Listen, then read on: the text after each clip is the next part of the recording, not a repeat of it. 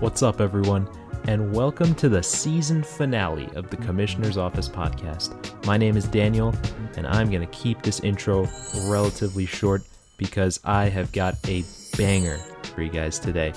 This past week, I talked to Andrew Goldstein, a sports anchor for the NBC affiliate down in Savannah, Georgia. I talked to him about an array of subjects, ranging from snowshoe baseball to his favorite NFL theme song. Hope you guys enjoy.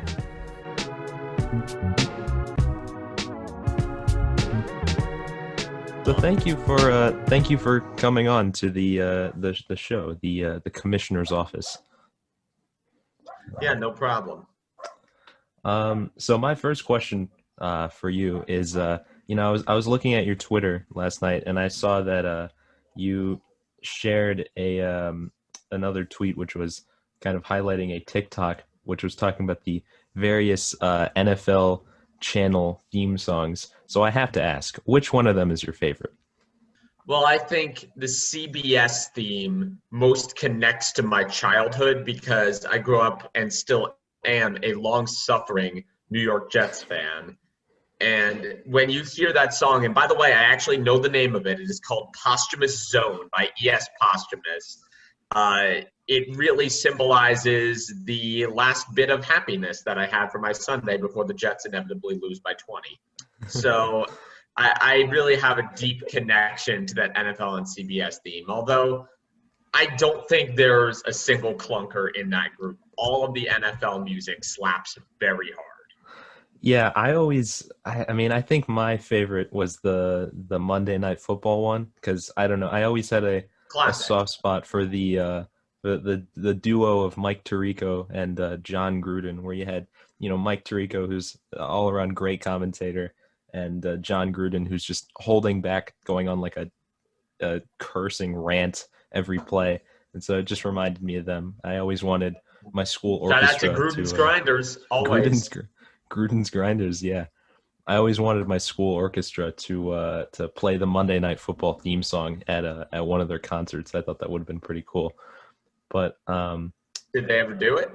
Not yet, but hopefully. Yeah, hopefully keep working on it. Speaking of the Jets, do you think Zach Wilson's gonna lead them to the promised land, or are you not so high on him? Look, I'm going to reserve judgment on Zach Wilson until I see a lot more in-game tape on him.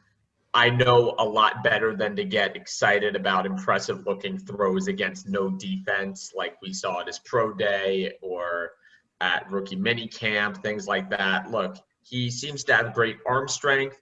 I think there's a lot there, but he definitely has some flaws in his ability to read the field. He locked onto his first read far too much at BYU. And at the end of the day, this is not somebody that we've had an excess of game tape on. He was really only in that top caliber of QBs for 1 year. So I'm hopeful. I started hopeful with Mark Sanchez. I started hopeful with Sam Darnold. So I recognize this ride that I'm going on. I do think, though, that he is much better positioned for success now because I look at what the Jets did going pretty much all offense with their top couple draft picks and pretty much saying, look, we are not going to let what happened with Sam Darnold happen to Zach Wilson. If he fails, it won't be because we didn't protect him. It won't be because we didn't give him enough weapons, and it won't be because we didn't pair him with a coach who knew how to develop quarterbacks. Sam Darnold, and I think even to some extent with his coaching, Mark Sanchez, they were sort of set up to fail a little bit. I mean, I think Darnold more so than Sanchez because he had absolutely no offensive line, no weapons whatsoever. Adam Gase working with him. And even Sanchez had Brian Schottenheimer and Rex Ryan. Schottenheimer really hasn't developed a quarterback pretty much anywhere he's been. So I think the Jets, to some extent, have set up their previous quarterbacks to fail. And I am encouraged to see that, at least right now, they're not doing that with Zach Wilson. Yeah. I mean, I definitely agree. I liked Zach Wilson coming out of BYU. There was, obviously a few concerns I had because he comes from kind of a small school. So it was, there's always the talent question of, how good is the players that he's playing against. But yeah, the Jets have not been able to develop a quarterback in a while. But that's Sam Darnold, I think, was messed up because of Adam Gase, because Adam Gase destroys everything he touches.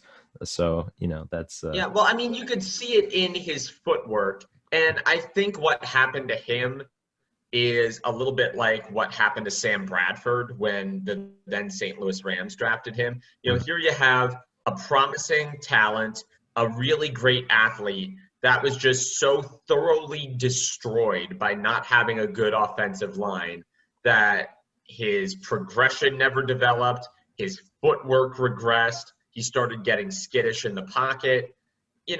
Those things, once they get picked up by a quarterback, it's very, very hard to flush them out again. Those habits that a quarterback picks up in his first couple of years, those are ingrained over the rest of your career. And if you start your career in a terrible situation, you're going to learn terrible habits. You cannot develop properly if you're running for your life every play. So I hope Sam Darnold is successful. I genuinely wish him the best with the Panthers. I do think that there are some plus attributes there, particularly his arm strength, his deep ball placement. But I don't know if he's ever going to kick the bad habits that he developed with the Jets. And if he can't, that's just really unfortunate. Yeah, I would know a lot about developing bad quarterbacks because I'm unfortunately a Bears fan because I'm from Chicago. Congrats on Justin Fields. Thank you. I was watching the draft with my brother and some of his friends, and we were all on like Zoom together, and like everyone had this pact where like once we saw the Bears traded up, we all like muted ourselves because we didn't want to hear like the yelling in our ears. And so when they drafted Justin Fields, just I would look on the screen, everyone was just silently screaming. So hopefully they don't mess him up. Awesome. So it'll be interesting. I think he's definitely a more highly regarded prospect than Trubisky was, but the MVP is now under Josh Allen in Buffalo. So we'll see what happens with him. I'm going to shift gears a little bit though. So currently your job right now, you are a sports anchor and reporter at WSAV, which is an NBC affiliate in Savannah, Georgia. So you joined WSAV in January 2021. So how's your experience been there so far?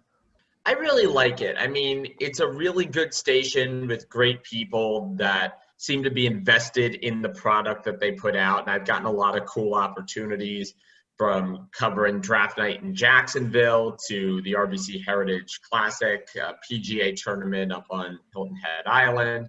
I'm going to get to cover Georgia Southern football, which is really cool. I mean, Sun Belt football is a ton of fun. And I am really thankful that I've been able to get such great experience here already. I've only been here 4 or 5 months, and I've gotten to cover some really high profile stuff. And I feel like wherever I go in Southeast Georgia or in the low country of South Carolina, which we also cover, people really care about sports. And that's not something that's a given in every part of the country. And when you see how much people are invested in their high school teams or in Georgia Southern or in golf or whatever, it motivates you that much more to dig deeper, to do a really thorough job, because people really care about what you put out. And that might be the thing I like best about being here.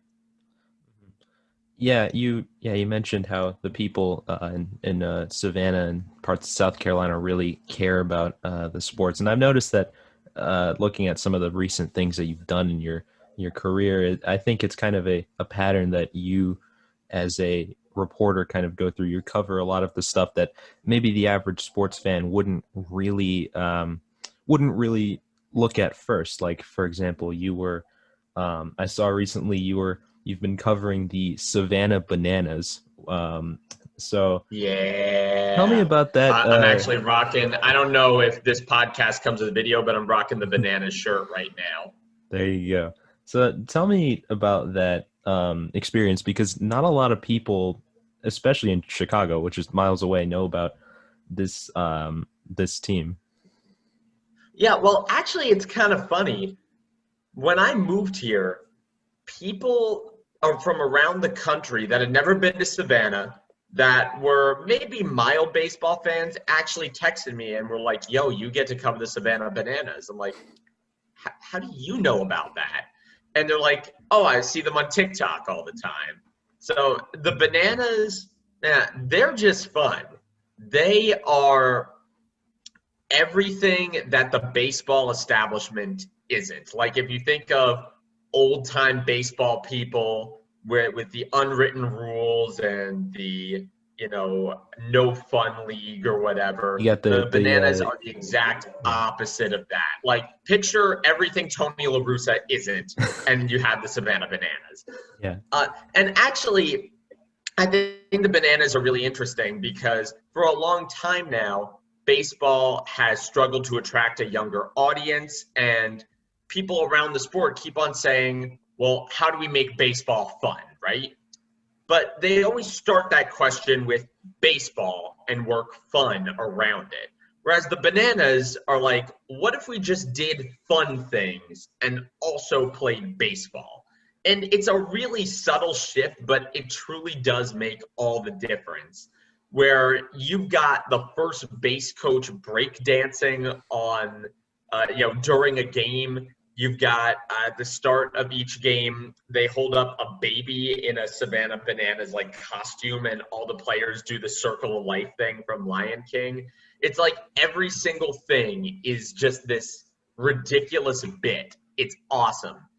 Honestly, I think people who have never watched a game of baseball, don't really care for baseball, whatever, could go to a Bananas game and enjoy it just as much as any baseball fan. And I truly don't say that for a lot of sporting events. So, yeah, the Bananas really do play a fun brand of sport, a fun brand of baseball, but as a novelty act, they're even better than they are on the field, I think, which is a high bar already. Yeah, that sounds like quite the experience for a baseball game. I haven't gotten a chance to go down to Georgia in a long time, but Yeah, actually, real quick, I was at Savannah Bananas tryouts back in February. That was my first exposure to them. They have a spring team and a summer team. The spring team plays like 4 or 5 games, and then they have the regular summer team. But they were having open tryouts for their spring team. I saw a dude taking batting practice on stilts. on stilts. On Wow, stilts. that is a sight to be seen. Wow. Yep. So the Bananas, I mean, I think in Chicago we might have a similar version of this. We have the Chicago Dogs here, which is like they play in some kind of independent baseball league. I went to see a game once. It wasn't as over the top per se as the Bananas must be, but it was a pretty cool experience. So those it kind of reminded me how many of those like smaller independent baseball leagues there are around the country. So that's Yeah. it's, And by the way, I will go to war for minor league baseball. mhm. I love minor league baseball. And not just the Bananas for the entertainment value. When I interned in Allentown, Pennsylvania, I covered the Lehigh Valley Iron Pigs, which are the AAA for the Phillies. So even with more conventional minor league baseball, these teams are often the lifeblood of the towns that they're in. I saw Lehigh Valley selling out a 7,000, 8,000 seat stadium weekday nights. The Bananas have sold out just about every game since they've been here. It's family friendly entertainment with the cost of pro sports attendance rising all the time. It's so refreshing to get a ticket for $10, a hot dog and a beer for $6 or $7, and be able to sit in the lower bowl, move down to the front row if nobody's there. Like, people who can't afford to do that MLB trip or that NFL game a year or whatever still need to be able to have some kind of connection to the sport. And I feel like with minor league teams going away, we lose that. And if baseball wants to preserve its audience, then it is inconceivable to me that it would start taking away the in-person exposure, the only in-person exposure that a lot of people in these towns all over the country are ever going to get. And I feel like when you see teams, whether they be a little goofy like the Bananas or a little bit more conventional like the Iron Pigs, still be the absolute beating heart of the sports center in a town, it just goes to show how much people really care about it. So for people who say the minor leagues are inefficient or can be done better or are only talent farms, stop. We're not ever going to be friends. Yeah, I couldn't agree more because, I remember reading about during the tumultuous 2020 MLB season that the I think owner of the Athletics was kind of like throwing a tantrum over having to like he's like, oh well, if we're not paying, if we're not playing minor league baseball this season, then like why should I have to pay my players? And like the total he had to pay across like all of his affiliates was like $2.1 million, which is in the sports world Right. not If you anything. are rich enough to Yeah. own a major league team, $2.1 million is the change you have stuck between your couch cushions. Yeah. It's inconceivable that somebody with that much money, who with a net worth that has to be in the 10 figures, to not see the value, not see the importance of an investment that is incomprehensibly small. Mhm. Yeah, it's very shocking sometimes with the blindness of some of the owners, and that goes for all of the sports leagues as well. I think each league has its own issues. But going back to the subject of you were talking about like when some of those minor league teams get contracted. I mean, I see it with my own team, I'm a Cubs fan, and so their AAA affiliate is in Iowa. And so, some of those states that they play in or cities, they don't really have much else. Obviously, Iowa has, college sports, but AAA baseball is basically the closest it gets to the professional thing, and the MLB kind of contracting some of those teams. I kind of shake my head. It's unfortunate when that happens. Yeah, and I think there is a through line between this and say the attempted Super League and soccer over in Europe. I think it comes back to a basic question of what are sports for? What do owners, what do people at the top of these organizations owe fans? If sports are just another product to be bought and sold, and the only motive is to make as much profit as possible, if sports are like any other business, then okay, fine, do what you're going to do. But if you think there is any other value to sports besides that, if there is any kind of human emotion wrapped up in it, then surely you must concede that the people who run these teams and run these leagues owe something to fans besides the maximization of profit and loss on their balance sheets. So I think it all comes back to the question of what do you think sports are for? Mhm. Yeah, I think that's definitely a very important thing. Is obviously I mentioned before the blindness of some of the owners. I think that's something that they're going to have to come to terms with in the next few years, especially with the MLB because they have the CBA is expiring, the collective bargaining agreement, so they're going to have to go into all of the labor issues, and that opens up a lot of um, problems for the MLB to talk about.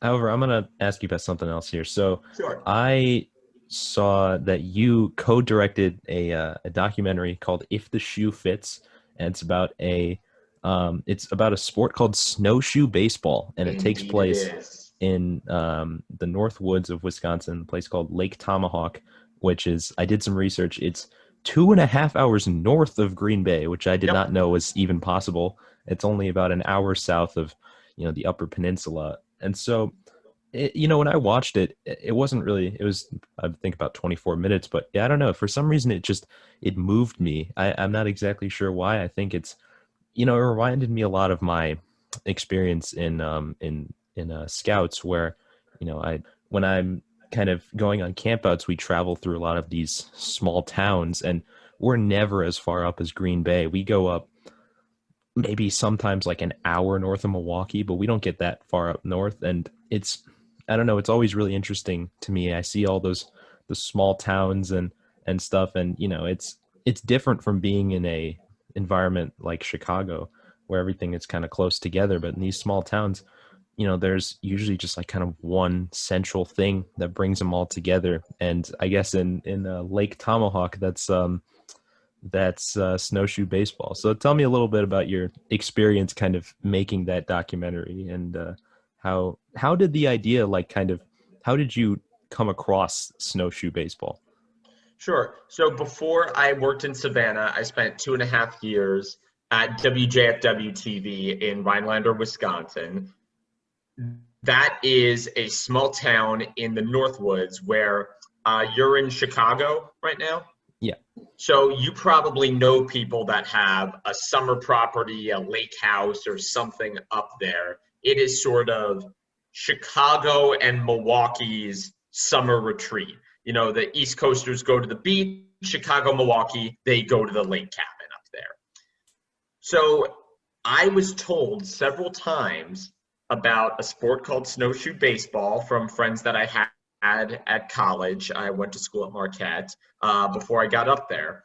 And my first day at the station, we actually played the Snowhawks, which are sort of the permanent snowshoe baseball team, in their first game. Every season opens with Newswatch 12, my station, against the Snowhawks.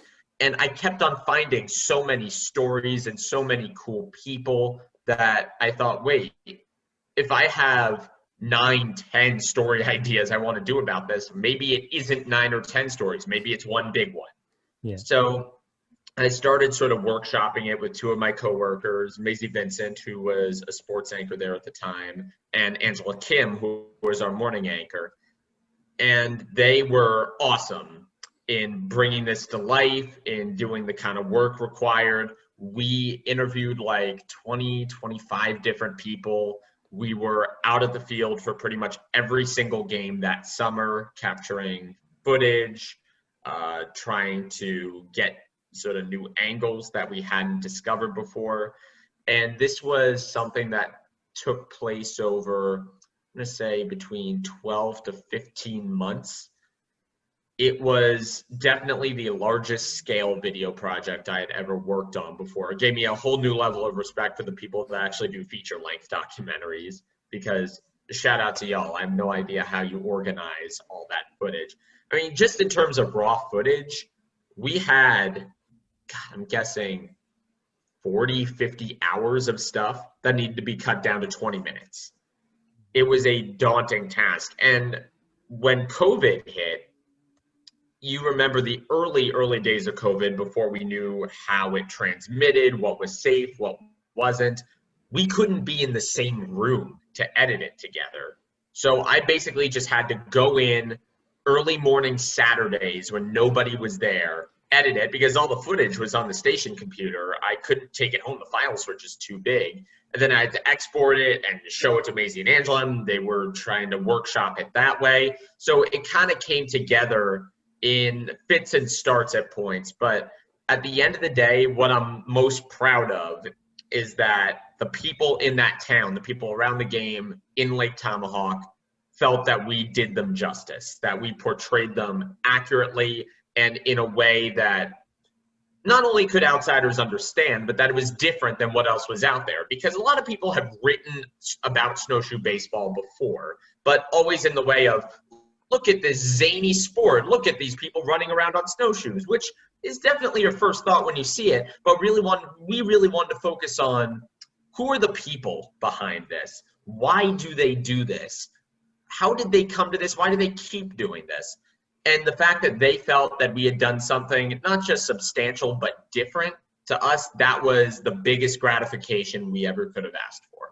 Yeah, I think that's why the documentary was just so good. It was because it really did, like you said, highlight the people behind it. And it's really interesting, and it almost gives you a sense of like hope, because these people have been they've been playing snowshoe baseball for 60 something years now, and it's still going pretty strong. And it was really interesting to me how the whole kind of town, especially in the summer, kind of revolved around that one sport, and you had everyone going to the games. Um you had like the pies being sold there. That was How are the pies? Are they good? First of all, the pies are excellent, and you can get a slice for $1. Man, that is a So steal. if you've ever gone to a bakery in Chicago, New York, etc., you know how good a price that is. Yeah. But I feel like the biggest selling point of snowshoe baseball, and really of the Northwoods in general, is that it's kind of the land where time stands still. You go up there, and it's exactly the same as your mom and dad remember it. It's pretty much the same as your grandma and grandpa remember it. You've got properties that have stayed within the family for, God, 100 years or so. Snowshoe baseball is doing things the same way that they were 20, 30, 40 years ago. We wanted to capture that sense of nostalgia, that sense of by coming here, you can reclaim something from your childhood, from your past, in a world that doesn't often let you do that. And I think to the people who love that area, that's the big appeal of it, that it doesn't change, that you can go there and count on things being the way they were. The small town cultures are really interesting, especially when they have those little quirks to them, like snowshoe baseball. And I encourage all of my listeners to look up the documentary If the Shoe Fits. It's on YouTube. It is really good. Well, um, thank you. I appreciate that. And one more shout out to Angela Kim and Maisie Vincent, the two people that put this together alongside me. This documentary does not happen without them. yeah. Also, speaking of being in Wisconsin, so before you held your job at the NBC affiliate in Savannah, you were working at the NBC affiliate in Rhinelander, Wisconsin. And Yes. so you, according to the little page that you have on your current job, it says that you went to every Packers home game and then went to Indeed, I did. the NFC Championship in Santa Clara. And that would have been the 2020 season. Yes. They all blend together because the Packers get crushed in the championship every time. But Oh, uh, okay. Fine. you can rag on the Bears. We haven't won a playoff game since like 2010. It's okay. But Sure. tell me about your experience covering that Packers season, because that was a pretty good team.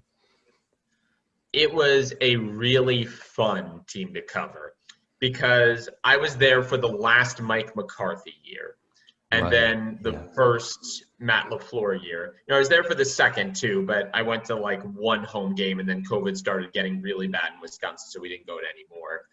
But to see the difference between the last McCarthy season and the first LaFleur season with pretty similar personnel on offense, night and day.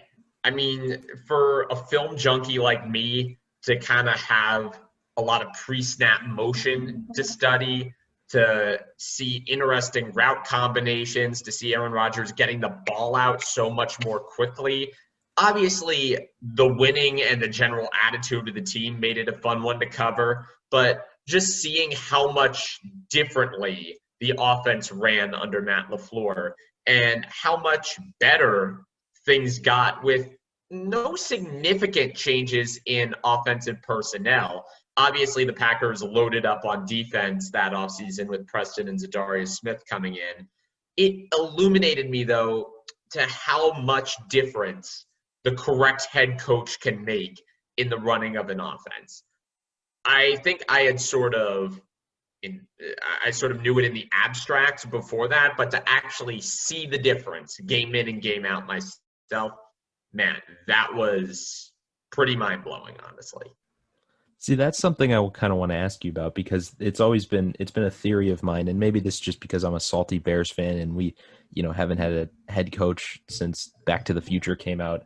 Right. But it was always my theory that Matt LaFleur really didn't deserve that much of like success that he had because the Packers were like, they're like, oh, Matt LaFleur has like the best coaching record of any head coach in his first 2 years because they went like 13-3 both of Right. his 2 years. And it was always, there were kind of rumors that him and Rodgers weren't really getting along, and that like I don't know, Rodgers didn't really, I don't know, he's been disgruntled there for a few years Yeah. now. And so it was that was my theory. LaFleur was kind of overrated as a coach, but as someone who watched Nope. every home game, Mm-mm. can you kind of explain how that might not be true? Sure. So I think in order to fully understand it, you have to go back to the Mike McCarthy days. It felt like sometimes with Mike McCarthy, he was doing Ask Madden for his offensive play calling. Like one play wouldn't really have any sort of bearing on what came next. I mean, really good play callers think in terms of sequences. They think this play is going to set up this one. This one is going to set up a shot play in the third or fourth quarter. I'm trying to make everything look the same pre-snap and then run different things out of that set. With Mike McCarthy, the routes were predictable.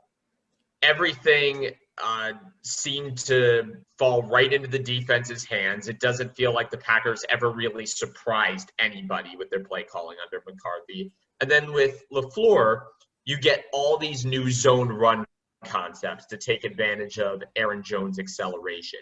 You get all these interesting play actions that Rodgers can do off of those concepts. You start getting tight ends involved, multiple tight end sets. I mean, if you look at what, say, Kyle Shanahan did in San Francisco, Matt LaFleur really brought a version of that to Green Bay.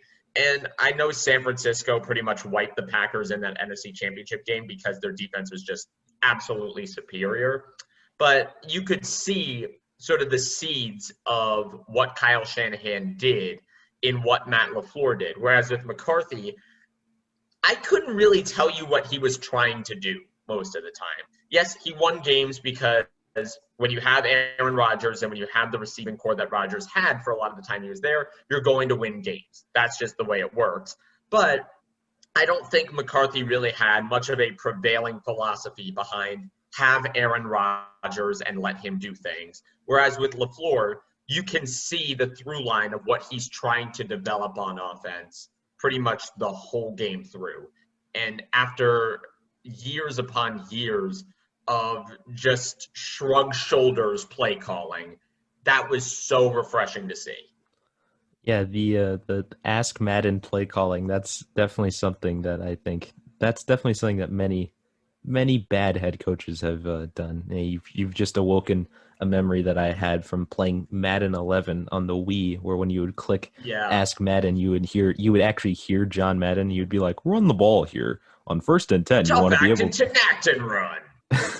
Yeah. Well, Yeah. actually, just to kind of hammer the point home, in his final years, Mike McCarthy basically used no pre-snap motion whatsoever. And if you've watched the NFL at all since maybe the mid 2010s, you know that's just not viable for most offenses anymore. Oh yeah. I mean, the way you gain advantages on defenses these days is with jet motion. It's with it's with moving your guys all around the formation and trying to get the defense to tip their hand. Mhm. That's what Matt LaFleur is an expert at. And when everybody was really piling the love on Sean McVay that offseason after the Rams made the Super Bowl, I'd argue that's what they really loved about him. They loved how his offense consistently created mismatches through the use of motion. McCarthy almost never did that. LaFleur does it all the time. And just for that, he's already one of the best offensive minds in the league, in my opinion.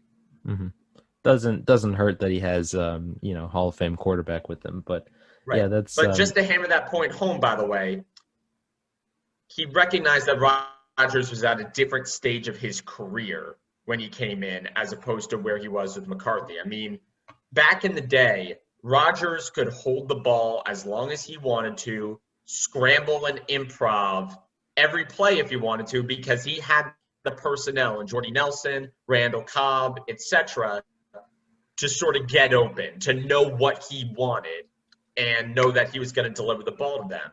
When Matt LaFleur came in, besides Devontae Adams, No one. Rodgers was working with Marquez Valdez-Scantling, Geronimo Allison. You know, we had Alan Lazard as just sort of a practice squad, low on the depth chart type of guy before he blew up. And LaFleur recognized, look, Rodgers is now in his mid to late 30s. I can't use him like Mike McCarthy used him. So he designed a system where Rodgers could get the ball out quickly. It's the same subtle shift that allowed Tom Brady to maximize his career and keep winning Super Bowls. You know, at his age, he's not going to be doing what he did in 2007. He's not throwing 60-yard deep balls to Randy Moss anymore. He's a different quarterback. And the sort of progression from deep ball, improv type of guy to short throws, on target, accurate, that is what is allowing Rodgers to have the MVP caliber season he's had. And that's the necessary metamorphosis that a lot of older QBs need to undergo to sort of prolong their careers. Yeah, and I think when you a lot of people talk about like it factor with I mean, I guess this goes for all players, but specifically with quarterbacks, I define the it factor, and this is up to interpretation. I always define the it factor as someone who takes like no name receivers and like turns them into good players. So someone like Aaron Rodgers arguably you can make the argument that he has the strongest it factor. He's taken so many receivers that have been, less than, below replacement level and has turned them into formidable weapons. And, that might be more of a testament to how Green Bay has not given Rodgers a weapon in the first round for a while, but it also is kind of, sometimes they just don't need to because Rodgers is that good. But and I think that's sort of an underexplored side of the argument where Rodgers defenders will say, well, look, the Packers haven't taken a wide receiver or an offensive player in the first round since blah, blah, blah. My counter argument is if you have the best quarterback in the league, a QB that can make just about any wide receiver in some form or fashion a weapon, why use draft capital reaching for a guy you may not believe in when you have this generational talent under center that can just boost up any guy that's on the roster? Why would wide receiver be a priority under those circumstances? Again, I'm not entirely sure I believe that counter argument, but it does exist, and I think it's worth considering. Yeah. My final question on this subject, because I have to ask. So you've covered the Packers for a couple of years. Do you think Rodgers is going to leave? And if so, where do you think he's going to go? It's a difficult question. Well, first of all, let me say this. Whether or not Rodgers wants to leave is in the Packers' hands. Okay, so Rodgers can say, I want out of here, I want to trade, et cetera, et cetera. That doesn't mean anything. He'll be gone when the Packers are ready for him to be gone. Now, that being said, I think that they are now taking an accelerated look at Jordan Love because with Rodgers not at OTAs, which, by the way, for a veteran quarterback of his stature, it is pretty common for him to skip OTAs. I don't think that necessarily means anything. But with him not there, I don't think the Packers are necessarily upset about getting an unfettered look at what Jordan Love can do. Now, with regards to the timeline for Rodgers being gone, I don't think it'll be this season. I think the timeline for his departure kind of starts in 2022, 2023. And I think it all depends on how confident the Packers are that Jordan Love can take over Aaron Rodgers' spot. And I will say this with Rodgers. Now, I have never personally experienced any kind of the behavior that people talk about with him. I've always found him to be thoughtful, respectful, teammates raved about him, all that. That being said, if he and Mike McCarthy didn't have a good relationship, he and Greg Jennings, Jermichael Finley didn't have a good relationship, he and now Brian Gutekunst, the GM, don't have a good relationship. The common denominator in all those relationships is Aaron Rodgers. Yeah. So obviously it doesn't mean he's a bad person. It doesn't mean that he lacks character or whatever. Like, I certainly don't think any of that. But once you hear it over the course of several years from several different people that, as far as I could tell, would have no reason to lie, it does make you wonder about how easy Aaron Rodgers is to work with. Now, that being said, a lot of the greatest athletes of all time were not easy to work with. Like, you probably didn't want to be Michael Jordan's teammate. Like, yep. Michael Jordan was the absolute – I mean, you won with him, but he was not fun to work with. And I think that's the same way for a lot of athletes. So, yeah, I do think that Rodgers may be at the root of some of these problems, but also I don't think that's necessarily out of line from what one might expect of somebody in his position. Yes, I think that, that's all true. I remember seeing the story of like Rodgers would not play unless like the GM is fired or something, and he would like retire. So I think we could see happening is maybe kind of a repeat of the Brett Favre situation that happened in the late 2000s, early 2010s, where they drafted Rodgers, and then Favre was like, "Hey, what are you doing? I'm still the quarterback." So maybe we'll see Rodgers come in and out of retirement. I don't know if he's really going to retire. I think that might just be kind of like something. Yeah. So two quick thoughts on that front. One, Rodgers is not the general manager, okay? If his problems with the organization stem from them getting rid of certain guys that he likes, well, I'm sorry, nobody likes that to happen, but that's football. It's a business. People can be cut or traded at any time.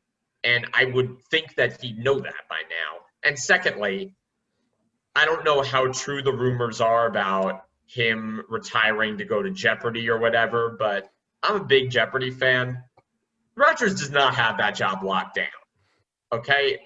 There have been some very strong hosts. So I don't think his backup plan, if that is indeed his backup plan, is as secure as he thinks it is. Okay. Yeah, I mean, I like Jeopardy as much as the next guy. I haven't seen the episode that Rodgers hosted. I'm assuming it was probably pretty good, but yeah, I think he was a solid host. I think he did a good job. I would have liked to see maybe a tad bit more personality from him. Also, just personally speaking, Alex Trebek was just such a singular figure associated with Jeopardy that I kind of don't want a celebrity to take his place. I want like a young 30-something that's good that I've never heard of before to take his place and hopefully do what he did and just stay with Jeopardy for 40 years. I don't want a name to replace Alex because you cannot replace Alex. Yeah, I agree with that. I think they should go with the approach that you mentioned. I did see though that like there was some news story that said that like Joe Buck was like auditioning for the job, and so while that would save us from like the pain of his football commentating, maybe it would. Okay, I need to stand up for Joe Buck here. Yeah. I think Joe Buck gets crapped on a lot, and he doesn't deserve it. I like him. Yeah, it's not. I think his commentating gets a little bit overblown because I mean also he's like, regardless of what you think about him, he's been in the industry for like a lot longer than you think, and he also has like a very dry sense of humor, which I like. Actually, there was a really funny story about how he got introduced to his wife. His wife is a former Denver Broncos cheerleader. He got introduced by Rich Eisen of the NFL Network. Yeah, of course. Rich Eisen texted her and said, "Hey, there's someone in the broadcast booth who really wants to meet you." And she was guessing who it was. Like, is it Mike Tirico? No. Is it this person? Blank. She's like, "It's not Joe Buck, is it?" And he's like, "Yes, it is. And why would you say that?" And now they're married. That is that's a great story. But yeah, I think Joe Buck, like, I mean, personally, I think his commentating strengths lie in baseball more than football, but because I think his commentating in baseball is actually pretty good. Maybe if he would stop saying "back at the wall" so much, it would be a little bit better. But My you know, only complaint with him is that he can be a little understated. In the big moments, I would like a little more energy for my play-by-play guy, but besides that, he's awesome. yeah, but I do agree though with the point about Jeopardy hosting. I would be a little disappointed if they gave it to like Joe Buck. I was like, really? I don't know. I think Yeah. there'd be better. See, I think LeVar Burton would be great if he weren't in his 60s. I Mhm, think they're looking for someone that will stick around for a while. But if he were younger, I would want LeVar Burton to do it. mhm. Um, yeah. So I'm gonna ask you a quick question here. What is your favorite sport to cover for your job, and is it the same as just your favorite sport in general? Favorite sport to cover for my job? Honestly, I can't really answer that yet because I haven't been here a full year. So I would say ask me again at this time next year. I mean, so far, it would probably be high school basketball, but I haven't really covered Georgia Southern football yet. I haven't covered high school football yet, et cetera, et cetera. But my favorite sport that I've ever covered, college basketball, specifically Marquette basketball. The atmosphere in college basketball gymnasiums is like nothing else. And getting to go to the Big East tournament, getting to go to Madison Square Garden my senior year, man, there truly was nothing like it. I don't know what else I can say. It lives up to everything that you want out of it. The other thing that I'd love to cover, and this is a little bit out of the box, is college volleyball. Really, Yeah, college so college volleyball. volleyball was the first sport that I ever got paid to cover. It was the first sport I ever did play by play for, first sport I ever got an article published for in the school student media service. Volleyball is awesome. You've got pretty much nonstop action, matches that are over and under 2 hours, incredible athleticism. Mhm. If you get to the end of a set and it's 25-25 and they're going to they have to play past it because of the win by two rule, that is Right, yeah. high drama. I mean, you are not going to find a more intense gym than set 5, 14-14. It's awesome. It's so, so cool. And Hmm. honestly, for people who want to do play by play, volleyball is a really good sport to start on. Hmm. Relatively small number of players. If you have a color commentator, it's very clear when you're supposed to talk and when the color commentator is supposed to talk. Yeah, I can't recommend volleyball enough. Hmm. That's yeah, I haven't experienced a lot of college volleyball, but college basketball I can definitely understand.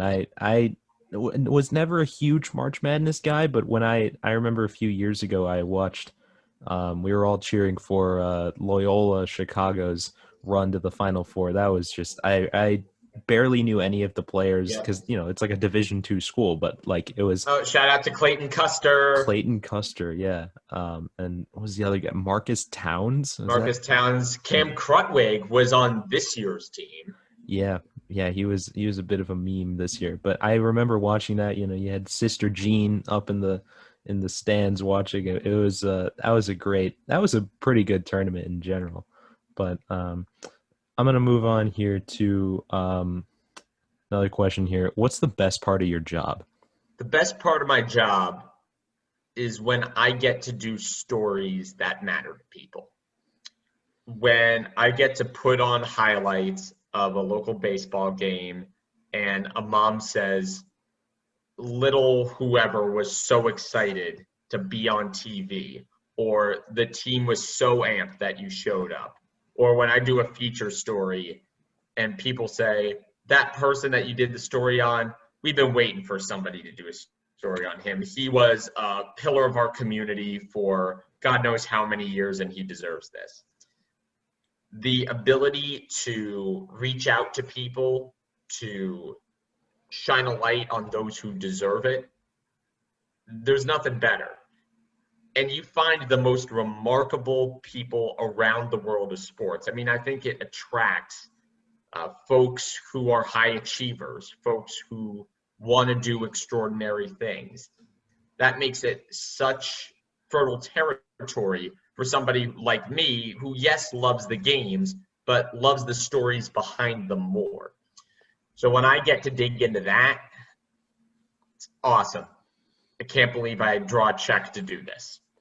Yeah, it reflects in your work. I can definitely tell that the stories that you produce, really matter to you, and it really matters that you kind of, amplify the effect that they have on the community to a larger audience, which I think it's really good for the industry, and it's really good for the people that you cover. So keep doing what you're doing. Well, thanks. And by the way, just real quick, I see this down here, but I especially saw it in the Northwoods of Wisconsin.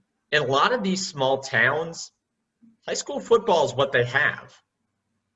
When you go to a high school basketball game, that's where the whole town meets.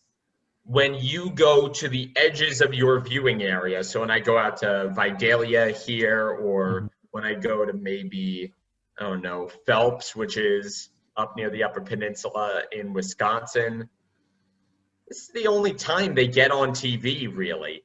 You know, you don't really go there for any reason except to cover their sporting events. And a lot of times, these places don't have newspapers of their own. They may or may not have some kind of recap or whatever posted on the website, but nothing like what TV is going to do. So when you visit these places, you have a sense of responsibility that, okay, if I don't cover them, if we're not putting them on TV, nobody else is going to. So you really connect with these places that people wouldn't see otherwise. It allows you to show a community the way they see themselves every day to other people. Nothing better than that.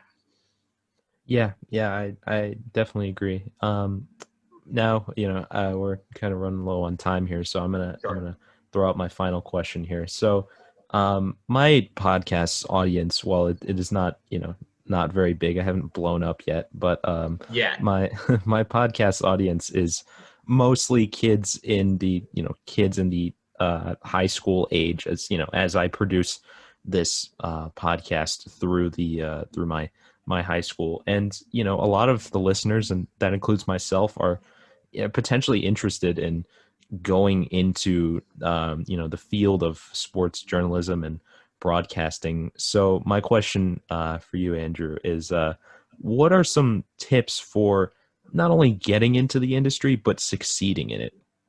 I think as you get older and as your audience gets older, you'll realize that success in your life and success in this industry are two different things.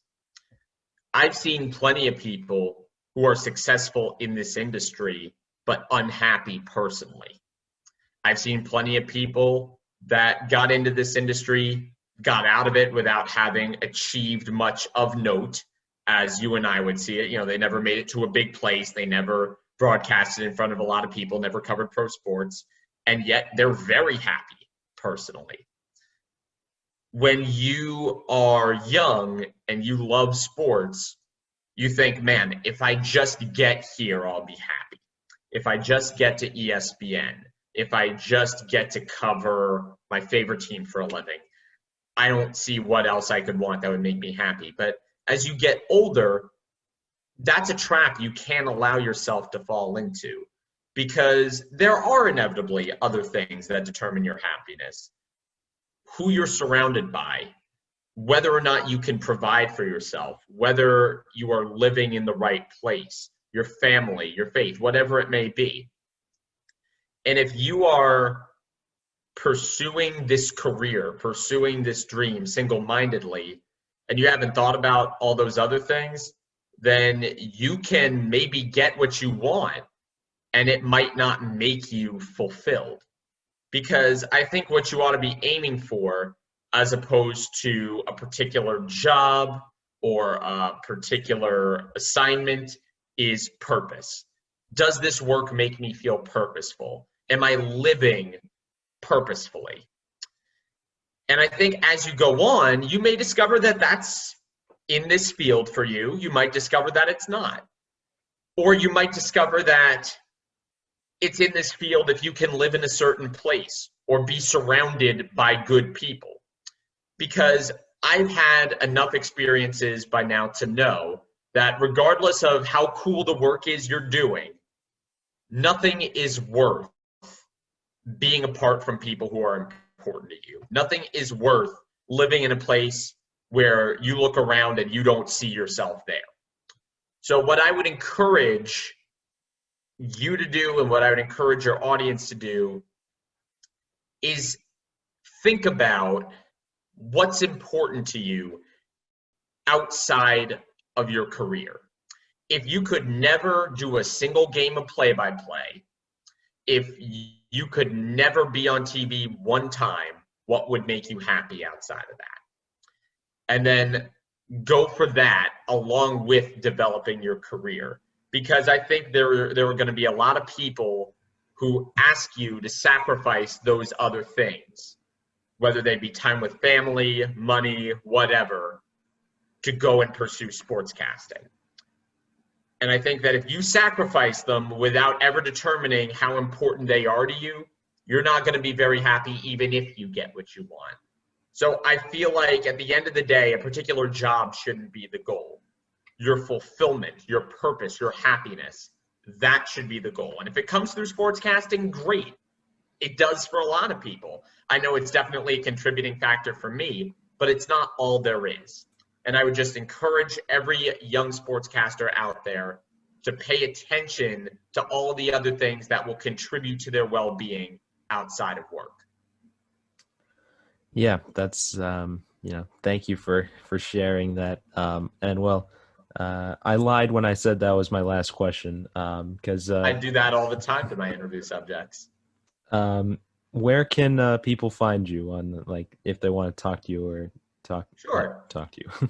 So my Facebook page is Andrew Goldstein, WSAV. I'm on Twitter at AndyGold24, 24 for Darrelle Revis, my favorite football player ever. Of course. The company sports account is at WSAV Blitz, or connect with me on LinkedIn. You can just find me, Andrew Goldstein, easy enough. Thank you, Andrew Goldstein, for coming on the show. You are always welcome back next season, and thank you for sharing your knowledge as someone who is in the industry. Yeah, anytime, man. All right, so that is going to do it for the season finale of the Commissioner's Office podcast. Once again, big thank you to Andrew Goldstein for coming on the show. He is a true titan of industry, and you guys should all check him out on his previously listed social media.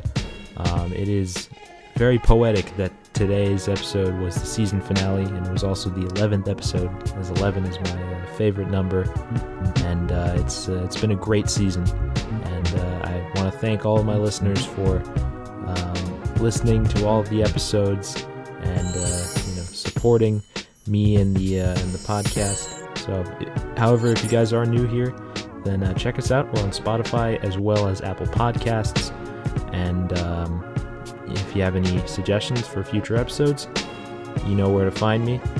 And so I'm going to be signing off. See you later, everyone.